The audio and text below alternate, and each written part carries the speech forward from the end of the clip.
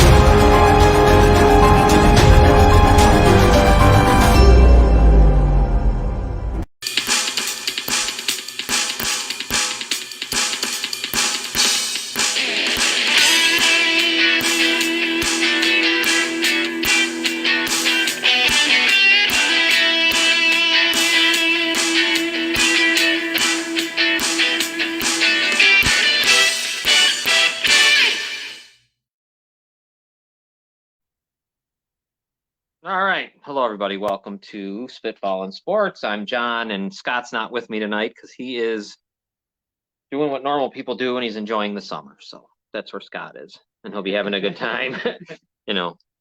Where I will be sitting here, and that's fine. No. I enjoy this. Is my enjoyment, but Scott enjoys this too. But he's out doing some stuff, family things, and that's kind of nice for him.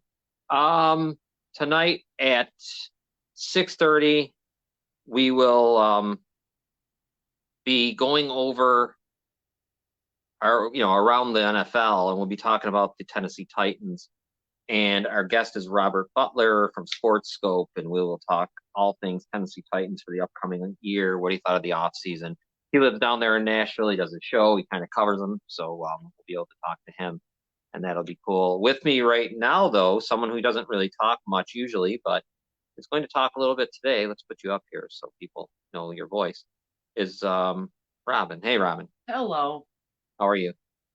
Doing all right. Happy that it's the end of the week. Yeah, Friday. Very nice. Unfortunately, I have to work tomorrow, but I guess that's what people do. Yeah, who work. Yeah.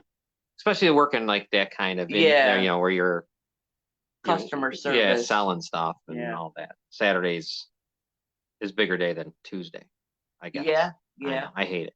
At least you don't have to do Sunday. Yeah, no, So, Sundays are off limits. And Saturdays, well, evening.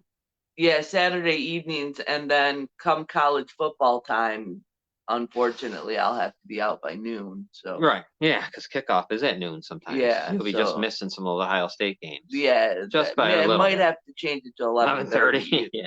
In fact, if my supervisor ever wants to listen, then Right. Yeah, she can hear this. she can Yeah, put can that hear on it. my availability sheet right now. So we're going to be talking about Tennessee Titans with Robert Butler here shortly at 6:30. Last night, the Bears made a big, kind of a pretty big splash here with, and I'm going to say his name wrong, Yannick Ngakoue, Yeah, right? The guy from he's played in a lot of teams. He was start at Jacksonville, Indy, and a bunch of places in between, but he's never had under 9.5 sacks. So the Bears got the edge rusher they needed. yeah, That they've been looking for. So that will, I mean, the defense isn't probably going to be, although it's played well in this training camp, but I don't know how to really read that. You know what I mean? When it's 11-11 with Pat, it just doesn't mean anything. I've seen that a lot of times. You've seen teams play really well in the preseason and can't win a game. How old is this guy? Do you know? He's got to be, I'm going to have to guess, 28, 29, somewhere in that range, I bet. It's only a 1-year deal at $10.5 million, which is fine too. Yeah. We'll see what happens. I mean, if things work out well, I'm sure he'd stay. Right. So let me check out. So yeah. Anyhow, we'll be having Robert with me shortly. Now, did you see the Major League Baseball trade deadline? Yeah. First off, one of the things I thought was incredible was the Mets. The Mets, I had to write it down. They have $214 million worth of dead money, which means like other players they're paying that aren't on the team. And that includes like Scherzer and Verlander. That is the 14th highest payroll in Major League Baseball. Wow. What they're just to pay people to go away or to trade them or whatever goes on. Yeah. Because they had the highest payroll. And terrible. Obviously, I mean, look at those guys. Look at those two pitchers alone. Together are probably over 100 million almost. And so I mean, they also, what did they do? So they moved Verlander to Houston, which is unbelievable. And they're not. I mean, the crazy part about it is they're not losing any money. No, they're not. They're just losing games. Right. Yeah. No. There's no one loses money. Yeah. Very rare that these teams lose. No one's losing money. They're making tons. That's why I don't get mad. That's why when people get all upset over the athlete making the money, they're not. It isn't as though, just like in any business, the owner won't pay it if they don't have it. That doesn't make sense. Right. Obviously, when they're giving out 50, when the NFL gives out to whoever, I don't even know if it's already there. I don't think so. $50 million man, whatever you want to say per year. That isn't because, and they're going to take a loss. Right. That means they're making a ton, 5 times that. Right. Or more. Yeah, exactly. So Verlander goes back to Houston, Houston's awfully good this year. Again, they might repeat. They're awfully good. And now he goes back. Verlander there, that's crazy. And he's just starting to pitch well. Yeah. Valdez just the other night pitched a no-hitter. And they're playing the Yankees now. The Yankees are just beat them, which I'm shocked. We'll see what happens tonight. Scherzer went to Texas. Texas and Houston are in a big battle for first place in that division. I know, that's kind of fun. Yeah, Texas. Actually, I can bring it up here. I got well, no, I won't even bring that part. I'll bring it up in a minute. Texas is sitting at 63 win. They're 63-46, and Houston 62-48.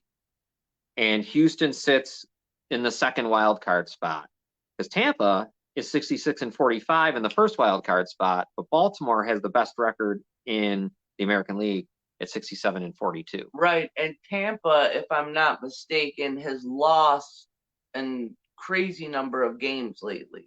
Yeah, they went on like a 15-game, I don't know, they won like 3 out of 15 or something. Yeah. I brought up right now on the screen, you can see Baltimore 67-42, Texas leads the West at 63-46, and the Twins at 56-54.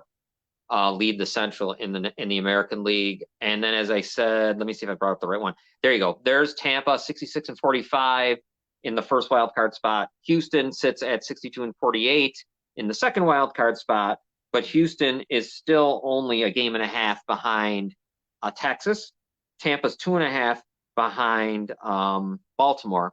The Blue Jays sit in the third wild card spot. They're 7.5 behind Baltimore, but they're 2.5 games up on the Red Sox, 2 games up on the Red Sox, 2.5 up on the Yankees and the Mariners. And LA just lost a tough game last night where Ohtani hit his 40th home run, but he had to come out with hand cramps in the 4th inning. He's been cramping a lot lately. That happened when he hit in that doubleheader. Yes.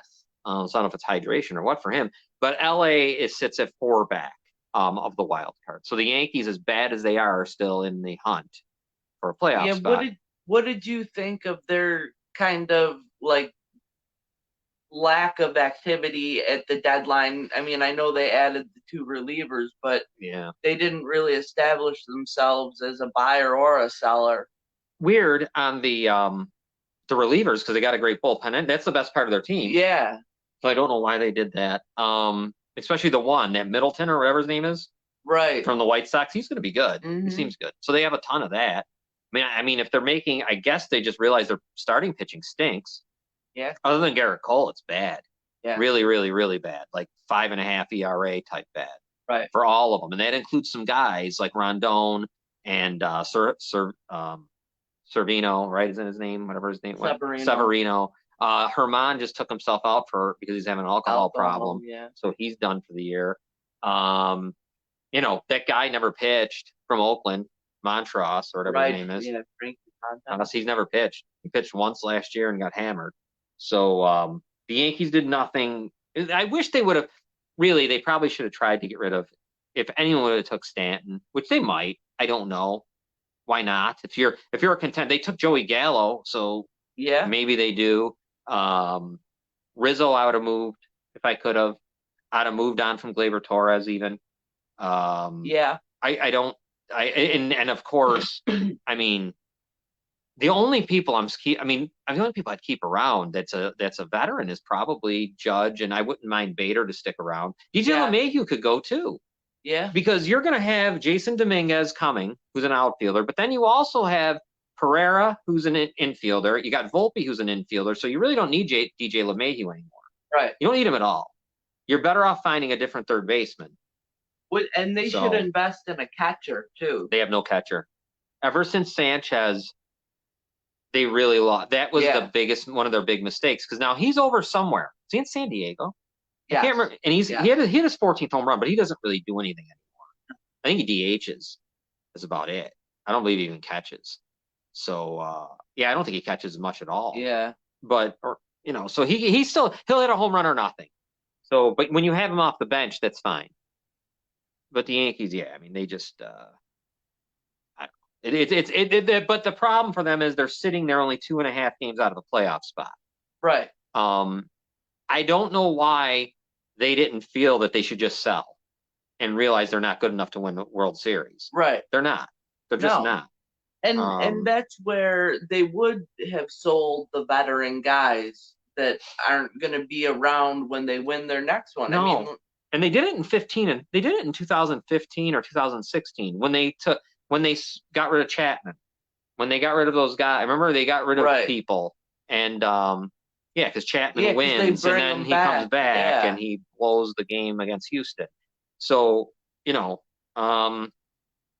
don't know. They decided not to. But if you're not going to, and the firing of Aaron Boone's a waste of time if Cashman's the one who chooses the next manager. So don't even fire it. What's the point? Yeah. You might as well keep him there and lose. Yeah. At least lose with him. I don't know why. To be honest, I don't know why they ever let Girardi go. Well, yeah, he's not in the league anymore, is he? I don't think so. Yeah, he got let go again. Yeah. But I don't either. He might as well have kept him then. Yeah. And you know what was funny too about the hitting? They brought Sean Casey in. Yeah.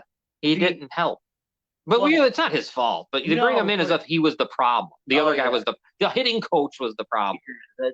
That's not the problem. And did you see the he goes wild. Enthusiastic coaching style? Holy shit. He's really wild. Yeah. And sometimes you wonder if it's faking. I don't know. It feels fake, but that's what I was wondering. I would love to hear what the guys in the locker room think of him. Yeah, I mean, maybe he isn't. I don't know. It's just I just don't. I just think whenever you see a team that's going to fire the hitting coach, and that's not that never cure. What does it cure? I've never seen it cure anything. Because when Rizzo is not hit a home run since May 30th, and he's batting average has plummeted 50 points, no hitting coach is going to help him. Right. What are they going to do? Right. Yeah. Does the hitting coach help Volpe? Maybe. Does he help that? What's his face out in the outfield? Those two guys, McKinney and Bauer. Maybe. Right. Yeah. Maybe not though, but maybe. I mean, okay. But he's not helping Aaron Judge when Aaron Judge is in a slump. Right. Stanton, he's not helping. He's batting 197. Yeah. So that's the Yankees situation. The Red Sox aren't playing bad at 57 and 51, but the Red Sox are built differently than the Yankees. You don't even know any of the Red Sox names except Justin Turner. Right. I mean, when you think about it, yeah. Devers is still there, but that's about it. There's a guy, I can't remember his name, from Japan. He's hitting the ball well. He's in the top 3 in hitting in average. Right. So top 5 in hitting. Seattle's played well. The Angels, like I said, lost a tough one the other day to Seattle. In the National League, we should talk about them. Let me bring up their leaders. Atlanta, again, has the best record in baseball, 69 and 37, to lead the East. In the West, it's the Dodgers at 62 and 45. Milwaukee leads the Central at 59 and 51. San Francisco is 2.5 games behind the Dodgers. The Phillies, who are 59 and 50, are 11.5 behind Atlanta. And Cincinnati sits a half a game behind the Brewers at 59 and 52. Right now, the wild card in the National League, your top 3 teams are San Francisco, Phillies number 2, and Cincinnati's 3. Cincinnati is a half game up on Miami, who is 58 and 52 at 4. Arizona is only a game and a half behind. The Cubs are only 2, and the Padres, with all the talent they have, are 4 back. Wow. The Padres are 1 step away from being the Mets. Yeah. But I think they if they get hot and get in, they're going to be they're tough. Yeah. You would hate to see them come playoff. I would agree that if they can get in, they're going to be dangerous. Yeah, and the Cubs, we watched them the other night. That's a fun team again. And they're playing well. They're only 2. A lot of fun. They're only 2 back. I love their song. And I'll tell you what, they're probably. And looking at this, I think they're only 3 back of Milwaukee for the division lead. Yeah. Yeah, they don't. Yeah, because they're about.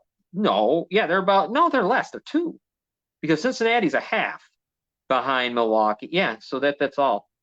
So they're about like 2.5. So it's interesting though. It's been a weird year, right? Miami, Arizona, Chicago, and San Diego should be in the hunt. But the 3 teams I say, Miami, Arizona, and Chicago, it's kind of good for them. Yeah. To be back in the mix. And Cincinnati. Yeah, that makes me happy. That's a good thing. We got to make our baseball. Way to Great American. Yeah, I'd love to. I would love to do that. You know what else is good for baseball? As much as I'm a Yankees fan, is watching Baltimore. Yes. And Texas be back in division. In that the way they're playing. Yep. The Indians, I forgot to mention them. They're only 2.5 behind Minnesota. Minnesota is 56 and 54. Cleveland's a little bit out, probably 6.5 or 7 back in the wild card, but they're only 2.5 behind Minnesota for the division. And we know the Central's weak, very, very weak in the West. Yeah. So, in the American League. And the Orioles, not just making it to the playoffs, they're going to have the best record in baseball. Yeah, in the American League. And what a young, talented team. They've even got depth. Yeah. They're a good team. They're a fun team to watch. They're going to be trouble. The only thing I wonder in the playoffs is pitching.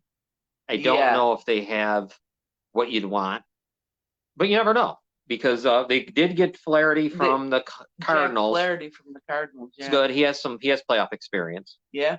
So that's good. One guy that I didn't realize had 25 home runs, and he got moved to the Marlins, is that Jake Berger. 25 home runs for him. Batting almost over 250. So Miami gets some power. I found it odd that the Indians, they're only 2 games out of the Central Division lead, traded a decent reliever of theirs, Aaron Savali, to Tampa. Why would they be doing that? They're in the middle of something. Yeah. And they just gave him away. and that's weird. But you know what that means though? They know they're not good enough anyways. Right. They know that this team is not good enough, even if they were to make it. Because I'm going to tell you this: you're going to make it, and they're right. I want to be the third wild card team because the third wild card team is going to play the Central. Right. And because think about this: if it ends today, Baltimore and Texas are going to get a bye, and you're going to have Minnesota play Toronto, and Tampa's got to play Houston. Wow. So your best bet is to finish third here. Yeah. And it's not going to change because the Central's always going to be. Right. Now, nationally, it could change because Milwaukee's not that far behind LA. Right. You could have a switch there. Right. But in the American League, there's no point. Because why do you want to play, even if you'll be playing Baltimore or Texas? Because Texas and Houston, Baltimore and Tampa could switch. Right. Can you imagine if the Yankees get in, if the Red Sox get in, you get to play Minnesota or Cleveland? I got to be honest with you. I don't know if the Yankees could beat them, either one of those teams. I'm not positive, unless Garrett Cole can pitch every game. Yeah. I'm not exactly sure that the Yankees are good enough to beat Minnesota.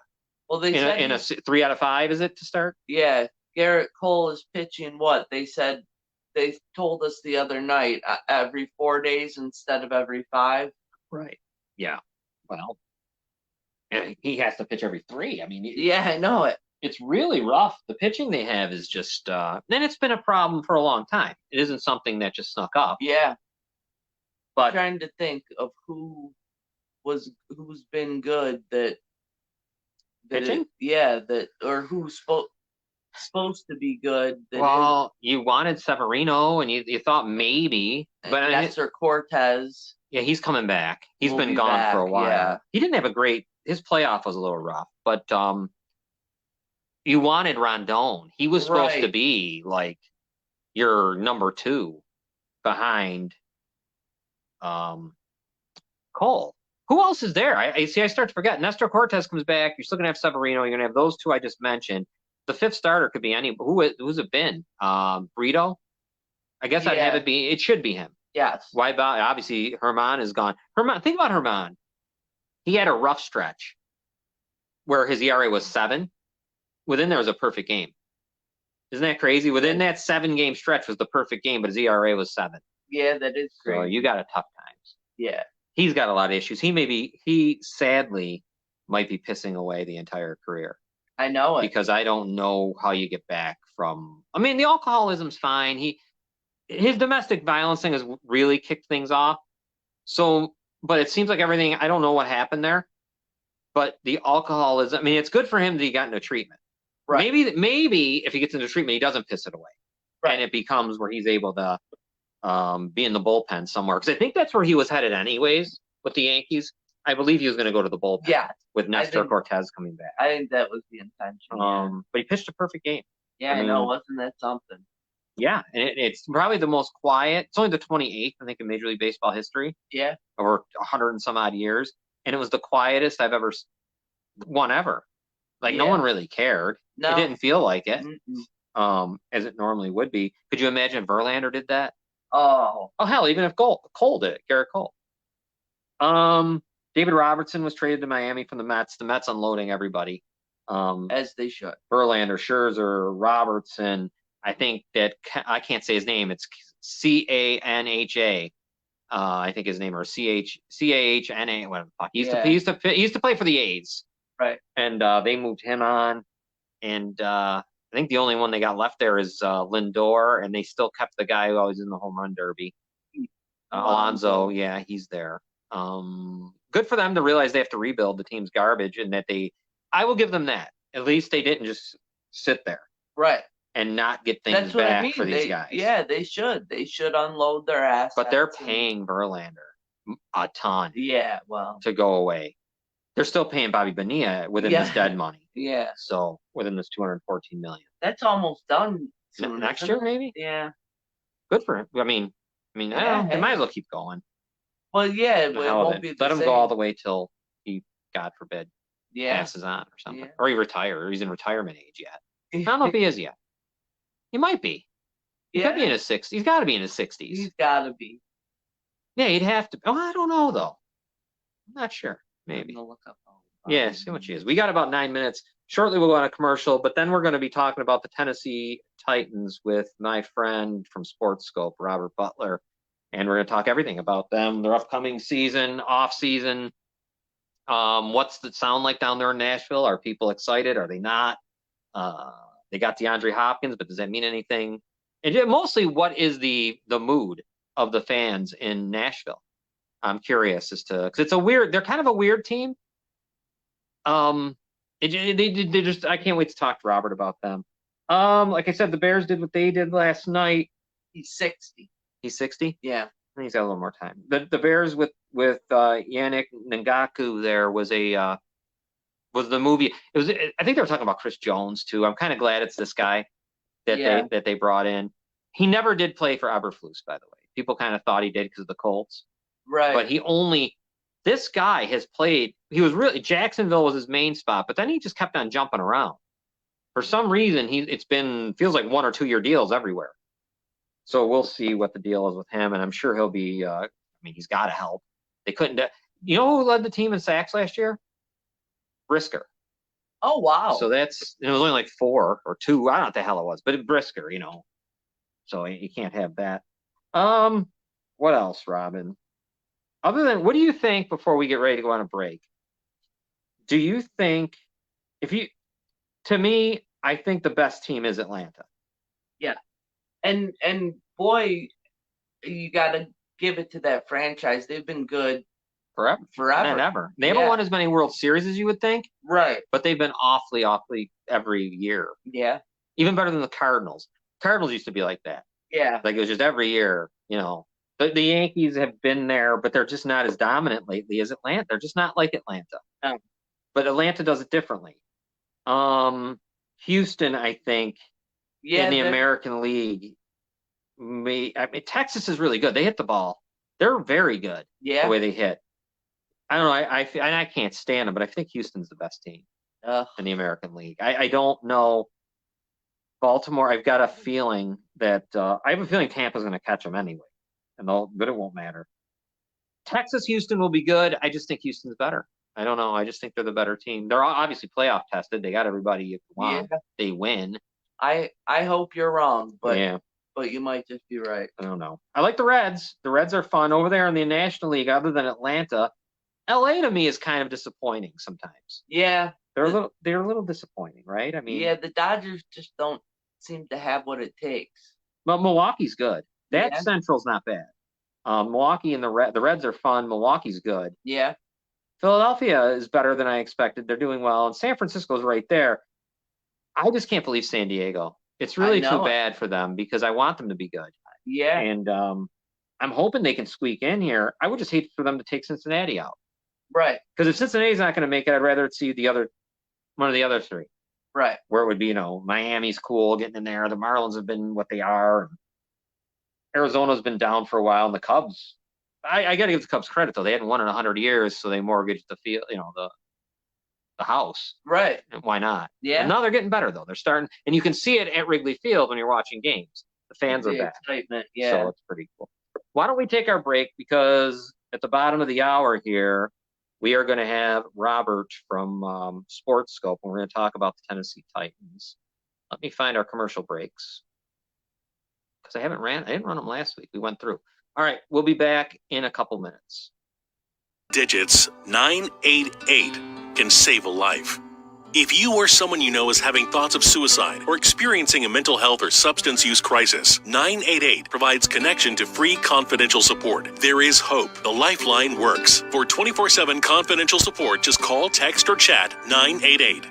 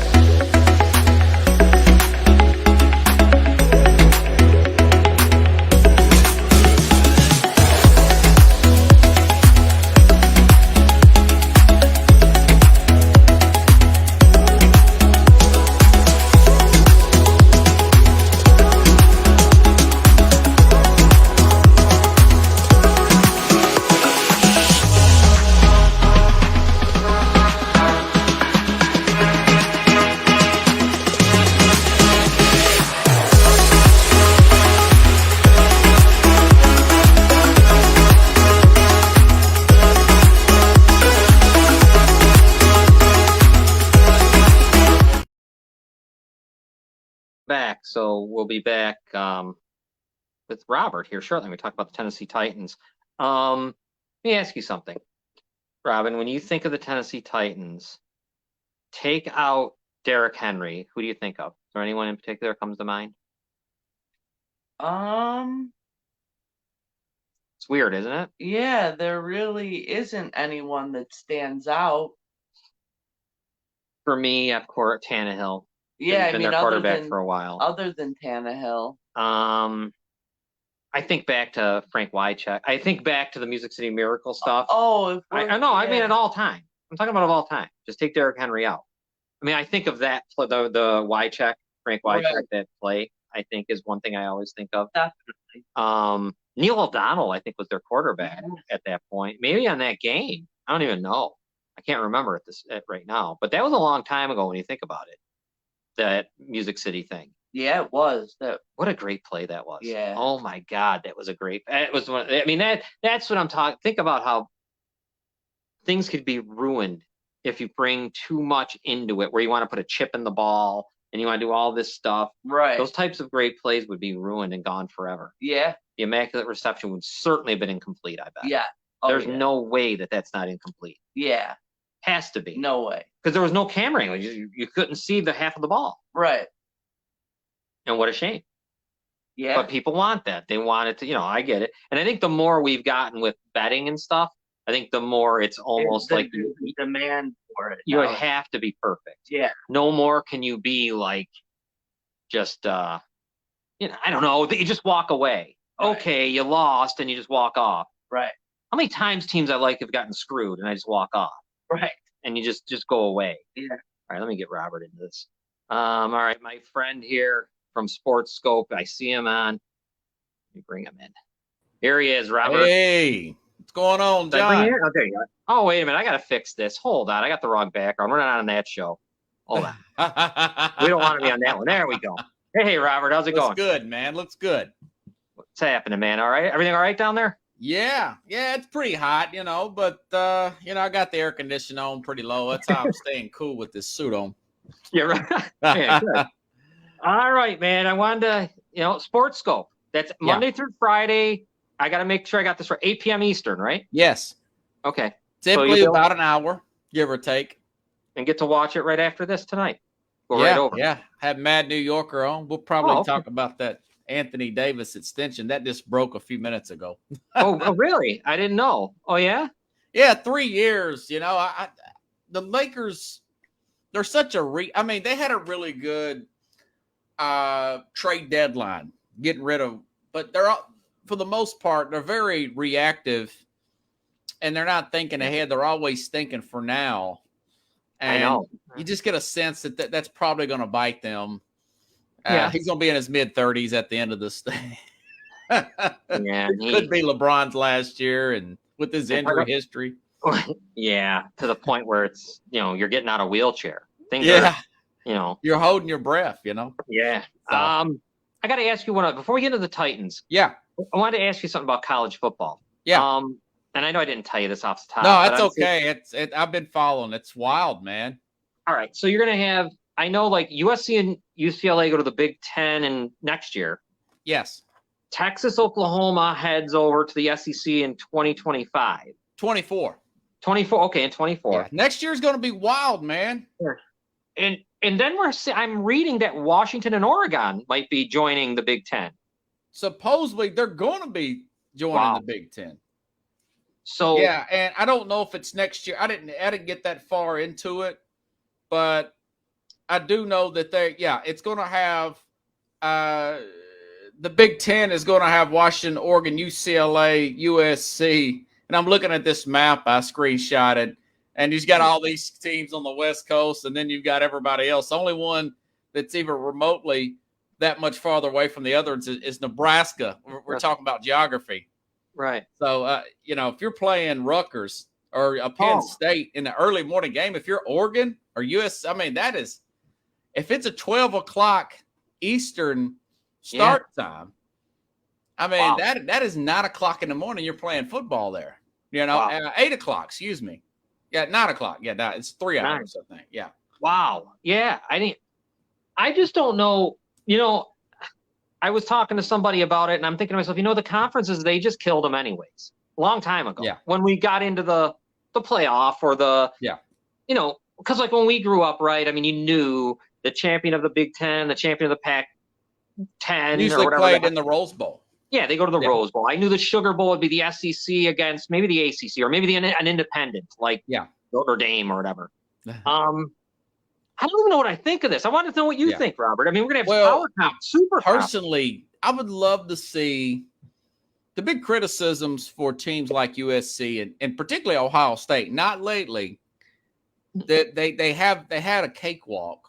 You know, they have to get up 2 times a year, maybe 3. SEC, these teams got to get up 6-7 times a year. I mean, really up and focused. If you're playing LSU one week and Alabama the next, I mean, you're talking NFL guys versus NFL guys. And then you slip past them. You got a great team. Auburn catches you limping, and then they knock you off, and they're not even a ranked team. So I'm kind of looking forward to seeing a Michigan and USC tee it up every year. Oregon, remember this about 3 years ago, man. Oregon did go across the country to Ohio State. They did. And beat them. Beat the hell out of beat them bad. And they had some injuries too. I mean, so. Yes, they did. Yeah, because I was know a really good game. I watched every minute of that game because I was thinking Ohio State's going to come back and win. They couldn't. And I know you're an Ohio State guy. Yeah, they couldn't stop that running play. It was the same. I think it was Travis Dye or whatever his name was. He went around 3 times, and they didn't even have Thibodeau. Their best, who ended up going to the out that game. He was out, and they beat the hell out of Ohio State. So no, I look forward to it.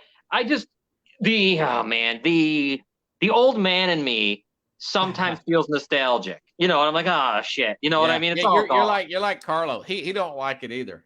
I love those big matchups though, man. In a regular season, I'm good with it now. So I just every once in a while I get that thing. I don't miss the AP and the coaches poll deciding. Right. I don't miss that. There's some biases there. Yeah. Oh my God. Especially in the coaches poll. So I'm so happy that I'm really glad that they're expanding the playoff too. That's cool. You know what I always thought was interesting, and it makes sense.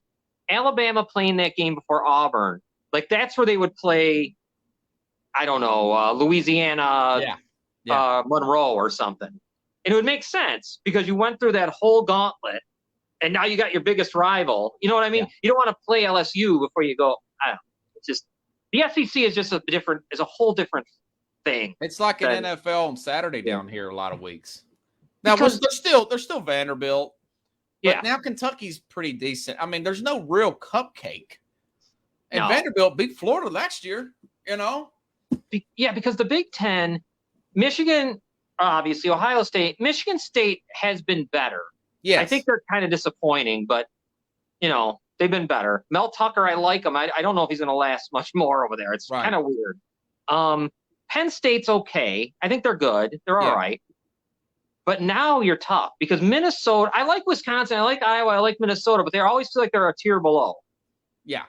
Than those guys. They really have to have their A game to beat Ohio State, I mean, and it's usually got to be at Iowa or at Iowa State or whatever. Nebraska's not what they used to be. And let me tell you this before we go to the Titans. Yeah. I was looking at the schedules. Ohio State and Michigan, this might be some of the biggest, weakest I've never seen. They are playing nobody outside of they're out of conference. Holy cow this year.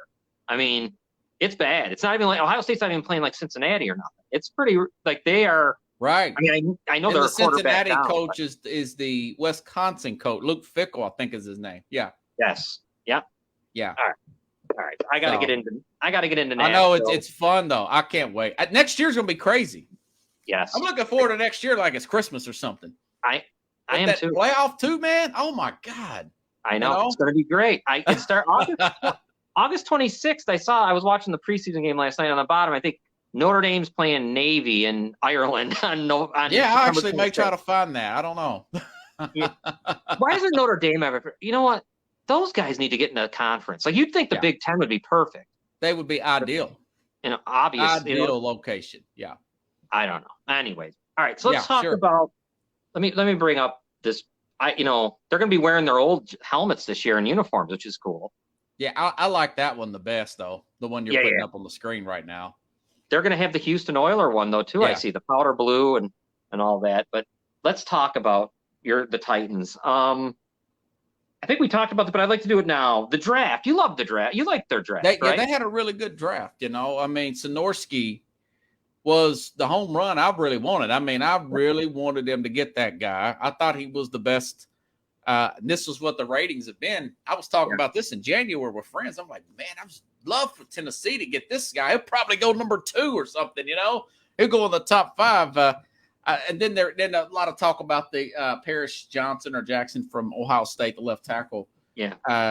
Was a better true left tackle. But this Sonorski is one of those guys. He can play all over the line, guard, tackle. So Tennessee kind of got lucky there, and he fell to him at 11. And then, they end up getting Will Levis in that second round. And everybody else, you're just kind of – they only had like 6 picks. You're just kind of holding your breath. Oh, Spears, the third rounder. Yes. He's going to be good too. He is going to be good. Yeah, the running back there. Tulane, he ran all over USC. Yep. And what is the deal down there? What's the buzz? Like, what about Levis? Is there anything? Is there like in training camp? Is he wowing people? Is there anything going on? He had a rough start in May in the mini camps. The gist I'm getting is he's right there with Malik. Now Willis started off really well, was ahead, be. He's got a year in the playbook and in the system there. Even though it's a new offensive coordinator, it's still on the same team. He was a quarterback coach, Tim Kelly, and so supposedly now I'm reading that maybe he's edged out Willis already. He's kind of settled in a little. Yeah. So we'll see how that plays out.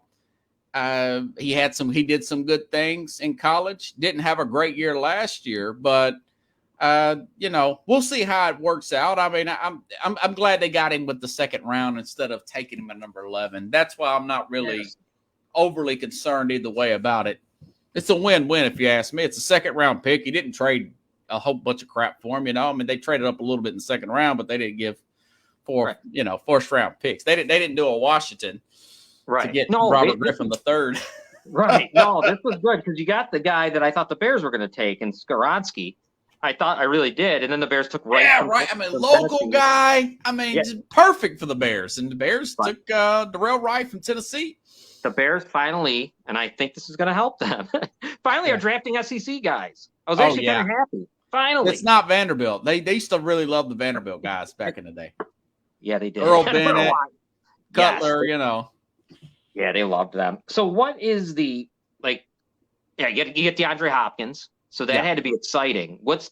I guess I want to know down there, what's the buzz like? What's the feel of the fan base? Is it huge buzz? I mean, and quite frankly, I'm watching him, nowadays you can watch videos being tweeted out you've seen me retweet them of just him running routes and running exercises in camp. And man, he is so quick off that line of scrimmage. He's still a time and a half quicker than Trayvon Burks from a first, just getting off the line of scrimmage. And I thought to myself, this guy will be a great receiver screen guy. Move him in the slot, even though they've got somebody there. He could be a volume guy instead of a deep threat that some may think he would be. Plus, I was talking to a guy that works with the radio 104.5 that covers that team. They're the flagship. And he gets to see all these practices. And he was telling me that this Tim Kelly, this new offensive coordinator, they're wanting to do a system where they're going to be really fast-paced and I want to get rid of the ball quickly. And I thought, man, this guy could be 6, 7, 8, 9 catch guy, game guy. I ain't going to say over that because Tennessee's not an offensive-minded head coach-led team. But that's definitely a B12 shot. It tells the fans and it tells the players that we're playing for this year. It's not like just because we're getting quarterbacks and stuff, we're not in rebuild mode and we're not playing to get better draft picks and all this developmental. They would have got rid of Henry and Tannehill if they would have, Definitely. Yeah, yeah. And how is that feel down there about Tannehill? I always wondered, what are the fans like? What is you know what? I mean, I don't even know what to say about him because I don't think it's like Jared Goff. I get that Yeah. feeling with him. Like, I think he could be on a good team. I think he could win. He could win. There's Yeah. no doubt he could win. How do people feel about him down there? I think that the fans overall still like him. I mean, I kind of it really annoyed me when he threw those 3 picks 2 years ago against Cincinnati in the playoff game. And I knew that he was getting paid a lot, 30 plus million. And I wish that Tennessee could have done that contract a little better. And so they could have some more depth there at the offensive side of the football.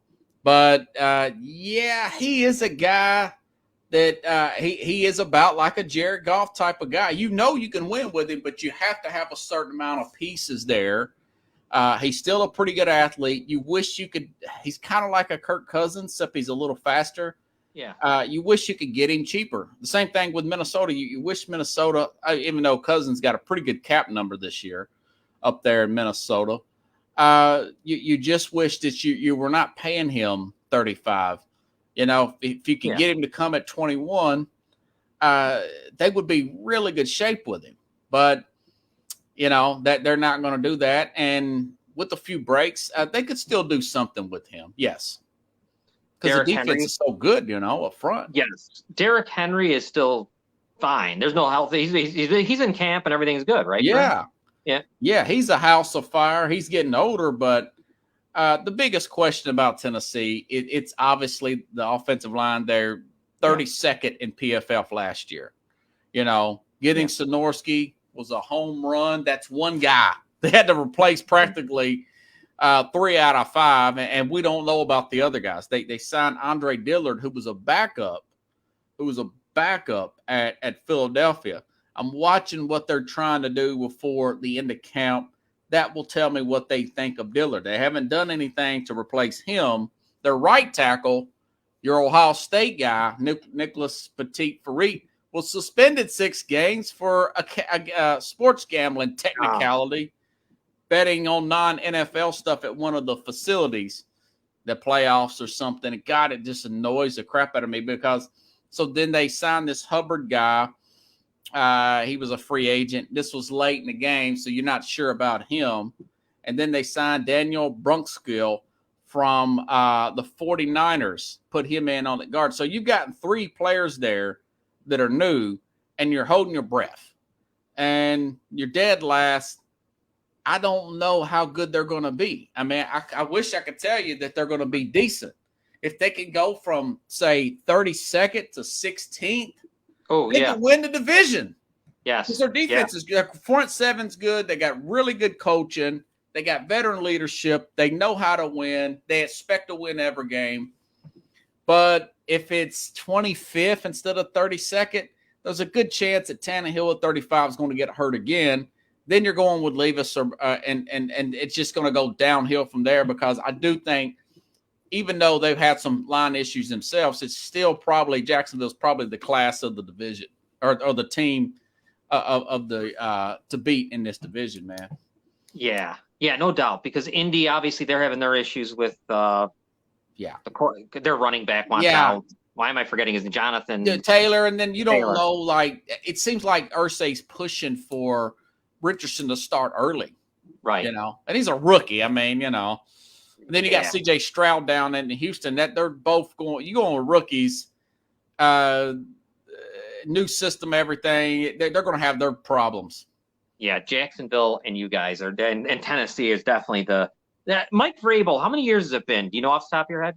I want to say he come here in 2000. Off the top of my head, 18. Okay, yeah. And they've been in it every year since he's been here. And everyone's happy. Yeah. He doesn't feel no heat. I wouldn't imagine. I wouldn't think so, but right. I don't know. I didn't think this owner would fire the general manager like that, but he did get a little bit he had some success early, John Robertson, the GM, and he got overconfident there towards the end, and he wasn't checking in with people, and he wasn't collaborating, and, you know, the owner just decided to fire him after the blowout to the Eagles last year. because of the AJ Brown stuff. Right. But I don't think he's a coach of the year a couple years ago. They've been in just I read a stat that they were in every game that he's they're in the playoff hunt in every game he's coached in. Last year it came down to the last game, man. Yeah. But all those injuries on the line like that was just too much, Definitely. Oh yeah, no doubt. Now, defensively, tell me, where would they sit? Like in the AFC, top 5? Well, run defense, top 5. Yep. They've got their best player, Jeffrey Simmons. They re-upped him. He's a defensive tackle. Their best pass rusher, by the way. This time last year, Harold Landry tears his ACL. He's supposed to be back. So that was before they even started the season right there. They got some issues on the back end. The corner, they got a second-year corner, this guy McQuarrie out of Auburn. And then the other corner is probably going to be, who knows? I think that's still a spot that's up for battle. It's probably going to be Fulton, but I'm not 100% sure that it's going to be Christian Fulton, who's in a contract year. And then you've got 2 really good safeties, Hooker and Byard. Byard's a Pro Bowl level guy. He took a contract extension, a pay cut, and those 2 guys are really good. They're shaky at corner, and that's the defense overall is probably 12 to 15. If you add in the pass defense, is not going to be as good as the run defense is going to be really good. What?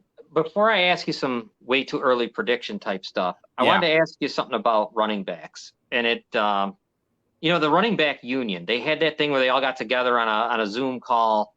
How do you see it? Like, how do you feel about running backs? I mean, there's part of me that feels like, I grew up in a time, and so did you, where, guys could play 12 years at running back, or Peyton 15, 14, whatever.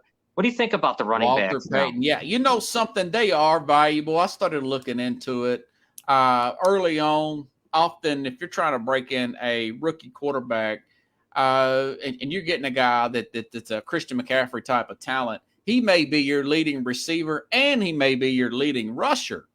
But I do understand the analytics that you're not going to get the level of production. Steve Keim, former Arizona general manager, he said this on the Colin Cowherd show about a month ago. He said, we did the data on it. We've been burned on that before. And I think he was talking about extending David Johnson before they traded him to Houston. Yeah. And I thought that makes sense. You think about a team like the Colts. And I remember a few years ago, this was, 10, 12 years ago, when Edgerrin James, there was a big talk about should they re-sign James, and long story short, obviously they didn't. They let him go, and Tony Dungy explained the players they got. They drafted a rookie there, Joseph Adai. Of course, they won the Super Bowl, And I'm going to say Tennessee went 6-1 or something like that. Got the 1 seed when Henry got hurt 2 years ago, and he was out the whole month of December, man. And part of that was bringing him in that after that bye week to play Cincinnati. He didn't quite have his legs back. It's hard to go into a game when you're going right into the playoffs when you haven't played in 6 weeks or so, something like that. And they probably should have went with one of the other guys and gave him other carries that was up to speed, and that was one of the mistakes. And even with Tannehill's interceptions, Tennessee was still in it at the end. They were still in that particular game. So I understand both ends. I had a solution. Give these guys incentive-based contracts, maybe shorten them up. The incentive would not count against the cap. And make the incentives, $4 or $5 million here, for maybe max out at the top wide receiver money, something like that. And maybe let's use a round number. $20 million doesn't count against the cap. If you got a really, really good running back, a top end guy that you're putting, kind of help them out. I think the owners, they'll be okay. They're billionaires. They should be fine. Jim Jeffcoat was telling me, he said, well, they'll try to hold them out. No, they won't if you're trying to win games. you'll scare off free agents. And by the way, Jim Irsay, he's, kind of softened his stance over the last week too. He's been going back and forth with that stuff too. So, but we'll see how that plays out. You still need guys to play, and you don't want to be a pariah for free agents, and in the past, this is just my thought. You got Deebo Samuel, kind of was weird, right? He was gonna play wide receiver, but play running. He's gonna do it all, but and give him some running plays. Receiver. Yeah. Then, years ago, and this is maybe 10, 12 years. I'm not talking way back. You didn't have, maybe a little more, 15. There wasn't as many Christian McCaffrey likes. You know what I mean? It seems like everyone wants a Kamara. Everyone wants I feel like sometimes those guys put damage to the runner. The guy in the bag, just line it up and run the ball, where you want him to do everything now. Now you want Deebo Samuel, you want Isaac Pacheco, you want I don't know. It just feels kind of like to have a Marshall Faulk or a Thurman Thomas, if you want a guy that can do it. Here's the thing, Henry, he can catch the ball. I think that was too much of a stereotype because he's such a power guy. Mm-hmm. The few times that he did get the ball thrown to him, one of them went for a touchdown for like a 40. I think Tennessee, I would try to work with him to do that some more. They did it a few times last year. Now, one time he tried to do too much and he fumbled, but if everyone can stay healthy, man, with Hopkins and him, I mean that should be. Oh yeah, and then Burks may be the number one receiver. He looks great in camp. He's still got a bigger body, a bigger frame than a DeAndre Hopkins. He's more comparable to an AJ Brown. That's why they drafted him. Right. First round pick 2 years ago. So now, before I get you out of here, man. I was looking at the schedule. You got, obviously, with the divisional teams, you'd figure there, what would you think? Maybe going to sweep Houston, I hope. Yeah. You would think. Yeah, split with Jacksonville would be nice. Possibly. It depends. When they play Jacksonville, I could see them actually sweeping Jacksonville. Okay. But to be on the safe side, because Jacksonville's so talented, I would go with the split, man.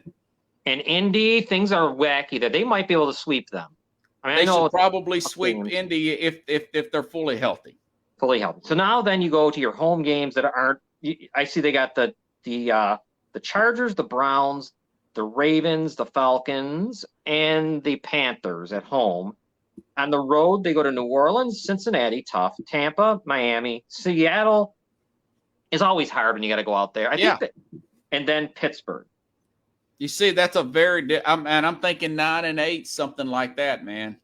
If they win, if they go 5-1 in the division, they might catch 11. I don't know. Because you figure, why can't they beat Baltimore? I believe they can beat Baltimore. And Cleveland too. I mean, really, you never know what Cleveland's going to give you. Well, I don't know. At Cleveland, now I think Cleveland plays a Monday night game before that, and they may be able to catch Cleveland a tick off there. But Cleveland's really good. Their run defense is going to be much improved. I think Deshaun Watson's going to be much better. With that calf strain to Joe Burrow, Cleveland, I may pick them to win their first game against Cincinnati, and I'll make my final decision the week of Labor Day. That's why I always like to do this, because we don't know. But they may win the division, man, up there in the north. When I talked to, we've been going around. I've been trying to do this every week. I had a Pittsburgh Steelers guy on. I've been going around trying to go do my trip around the NFL. You're my Titans guy, which is cool. Yeah. And the guy from Cleveland, he was trying to lowball everything. And I'm thinking to myself, I don't know. These guys, I would imagine, I don't know where Deshaun Watson's going to be, but it ain't going to be like last year. Last year, obviously, was a mess. They really could win the division. There's no reason. They got everything you could want to win. Every unit is good. I mean, receivers, running backs, tight end, you had Njoku, but offensive line, defensive line, they're good. Line of scrimmage, quarterback, got the number one receiver. You got a deep threat. I mean, what else do you need? You got pass rush. You've got Garrett there. Who else did they get? Zadarius Smith. They signed him in the offseason from Minnesota. I mean, and I think they signed this Dalvin Tomlinson, got Minnesota too. So they're good. I mean, maybe they're a little weak at linebacker, but they're not terrible at linebacker. I mean, they're just good everywhere. And then I wonder about the head coach. If some point that guy's if they don't do anything else, if he's not, Stefanski's not the guy, you know what I mean? Might be that would, yeah. If they don't make the playoffs, there's a He's gotta chance get he caught. could get fired. I know that doesn't sound. He also won Coach of the Year a few years ago too, with Baker Mayfield. But even as good as this division is, I mean, it is a show me league. What have you done for me lately? Type of league. I mean, you know how it is, man. I've got your Tennessee Titans. For me, I got them way too early to say this, but 10-7. That's good. That's close for me. I think that they may go like 9-8 and finish it just depends on the line. I don't know. I can't really read too much in what the coaches are saying. But that's good. See, that's why I'm glad you're here, because I don't know nothing about the Tennessee line. I mean, I know the names, but it's like I'm here in Buffalo, so I'm hearing it all. I'll check. I keep my eye on the Bears and I try to listen to as much as I can. But these other teams, man, that's a good point. I'm glad everyone's listening. You know this line. And this offensive line is going to be the key. Don't know. And they didn't pay a lot of money for Dillard. And left tackles, they come in big money in free agency. And Tennessee, he was a backup there, and he couldn't break any kind of starting lineup at Philly. Now, if they start making a bunch of big trades around the start of the season, you'll know that they're panicking, because they'll know that these guys are getting smoked in practice, So, well, before all right, so I know you got to go. You got your show coming up. If that offensive line can jump to 15, they'll win the division. They win the division. Yeah. 17, they'll win it, because I think that Vrabel instills confidence in this team. They could beat a Charger team coming east, although Chargers are loaded. They are loaded this year. They should be. They may be the number 1 seed. They may screw it up, right. Brandon Staley, but they may be the number 1 seed and get put out in the first round. I wouldn't be surprised, but they are depth everywhere, man. So skill positions, Herbert may be a sleeper for the MVP, He's the only guy in my mind that, and Josh Allen has got all the things, right? He runs, he throws, he's tough. I think Herbert's like him a lot more than people realize. I really do. I just think he's underrated as hell. He is a baller. Him and Allen are a lot like, man. And Slater was out most of the year. His left tackle was out, and they still got to the playoffs. Yeah. So let me let you go. So all tonight, right, man. SportSkope at 8 p.m. Eastern. Yeah. Coming up in 59 minutes, brother. Yep, and I'll be joining you. I'll be watching. Take care, Robert. Have a good show. Thank you. Take it easy. All right, so Robert Butler from Nashville, Tennessee. SportSkope tonight, 8 o'clock Eastern. Find it in a lot of places. You can find it on Twitter. You can find it on Facebook. It's on YouTube. Oh, geez, it's everywhere. So, and he's on Monday through Friday. My guy Robert, doing a great show every Monday through Friday. Robin, he's on, and he's talking. It's pretty impressive. It is impressive. I'm doing one game. I do my hockey maybe 2 or 3 times a week, whatever. But this show like this, it's a variety. I'm doing it every night. Yeah. And it's a good show. You've listened to it. Yeah, it's very excellent show. All right, so we did the Tennessee Titans and part of our trip around the NFL. We're hoping to have a Minnesota Vikings guy, maybe. We're going to see what goes on there, and I'll be reaching out to other fan bases. Anybody out there that would like to come on to represent the team, pretty cool. I'd glad to have you. If you follow it closely, I know you don't have to be a reporter of the team to follow the team and know what the team is, because you obviously listen to their reports, so you get to see the things through their eyes. Robin, I think that's it for us.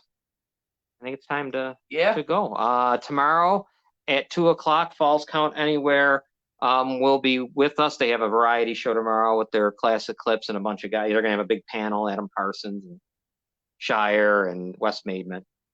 I do Puckett on Thursday nights with Bill, my friend Bill there, William Akins. We do Puckett. Jim Behringer and I will do some sport. As hockey's getting closer, we'll be doing Let's Talk Pucks.